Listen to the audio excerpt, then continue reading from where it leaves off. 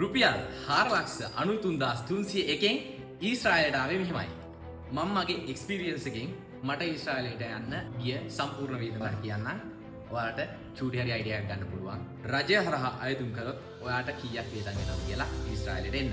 SLBFE site එකේ restaurant sector එකට web එක ඕපන් වෙලා තියෙන වෙලාවක මමම වෙබ් එකට ඇප්ලයි කරා. මට කීයක්වත් වේදන් උනේ නැහැ. ඊට පස්සේ මට පළවෙනි ඉන්ටර්විව් එක ආවා. ඒකටත් මට කීයක්වත් වේදන් උනේ නැහැ. දෙවෙනි ඉන්ටර්විව් එකේ විදිහට තිබ්බේ ෆිසිකල් ටෙස්ට් එකක්. ඒකටත් මට කිසිම ගාස්තුවක් ගෙවන්න සිද්ධ වුණේ නැහැ. ඊට පස්සේ තුන්වෙනි ඉන්ටර්විව් එක තිබ්බා. ඒක තිබ්බේ ස්කිල් ටෙස්ට් එකක්. ඒකට රුපියල් 5500ක මුදලක් ගෙවන්න වුණා. ඒකත් පාස් වුණාට පස්සේ අපේ විස්තර පිපායකට යවුවා. පිපායකින් ලොටරි සිලෙක්ට් වෙලා ආවා. ඒකෙන් පස්සේ තමයි මට පොලිස් රිපෝට් එක ඇප්ලයි කරන්න උනේ. මට ඒකට රුපියල් 5100යි ගියේ. ඒකත් මම තනියම ඇප්ලයි කරගත්තේ. ඊට පස්සේ මට මෙඩිකල් එක ගන්න යන්න සිද්ධ වුණා. ඒකට මට රුපියල් 30000ක් වේදන් වුණා.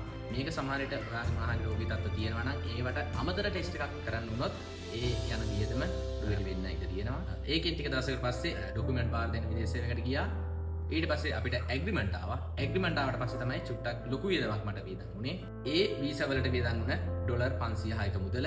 ඒ දවස්වල තිබ්බ ඩොලර් රේට් එකත් එක්ක රුපියල් වලින් මම 1,53,065ක් ගෙවුවා.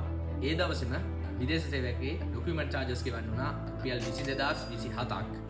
ඒකෙනුත් පස්සේ අපිට 3 days ට්‍රේනින් එකක් තිබ්බා.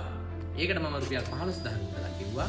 ඊට පස්සේ තමයි මම ඊශ්‍රායලට එන්න තනි වියදමක් විදියට දරපු ලොකුම වියදම කළේ. ඒ ටිකට් වලට ගෙවපු ගාස්තුව. ඒක රුපියල් 2,12,609ක්. ඊට අමතරව මට වේදන් වුණේ ලැගේජ් එක ගන්න, ඒ අත්‍යවශ්‍ය බෙහෙත් ද්‍රව්‍ය ටිකක් ගන්න, අවශ්‍ය කරන ආහාර ද්‍රව්‍ය ටිකක් ගන්න, ඇඳුම් පැළඳුම් ටිකක් ගන්න.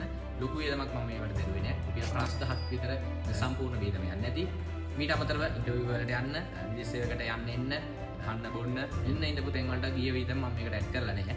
ඒ දේවල් ඇඩ් කරන්නේ නැතුව මට රුපියල් 4,93,301ක මුදලක් තමයි වේදන් වෙලා තියෙන්නේ.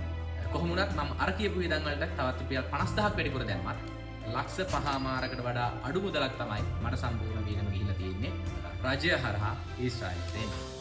ඔයාලට දාලා අයිඩියා එකක් ගන්න මම විස්තරේ කිව්වේ. එහෙනම් ඊශ්‍රායල් හීනේ හොයාගෙන යන ඔයාලට පුළුවන් තරම් ඉක්මනට මේ හීනේ හැබෑ කරගන්න වාසනාව ලැබෙන්න කියලා හදවතින්ම ප්‍රාර්ථනා කරනවා. එහෙනම් හැමෝටම ජය වේවා.